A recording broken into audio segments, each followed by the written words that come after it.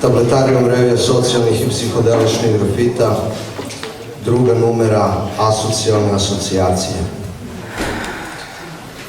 Ništa nas ne sprečava da provlačimo glave kroz zvučni zid. Iza su ćoškovi izgubljenih soba, apartmane za strance u rodnom gradu. Prozori se zatvaraju po potrebi prolaznika. Zastor oko grada stvara izolaciju, operator iz pakla beleži podatke.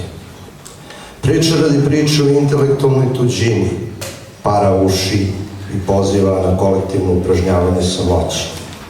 Preko dana klečimo ispred simfonije šmrkova, urbana sredina opustošenog kruga, prigušeni punk.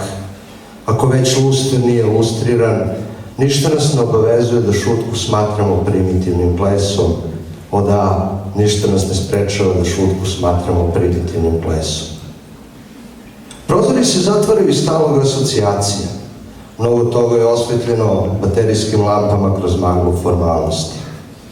Klešta za čupanje ekstaze, tegovi za jezike pamćenja, lanci za zarobljenika nade. Samo su razočarenja uvrnuta, lako ih je notirati i proglasiti štetnim pod tačkom razno, ali ništa nije bolje od zdrave paranoje, ništa nije bolje od zdrave paranoje. Laboratorija sluha, u zvučni zid razbija se flaša sa zapušača otpada logo otrežnjenja. Priču radi priče treba dočarati stenjenjem.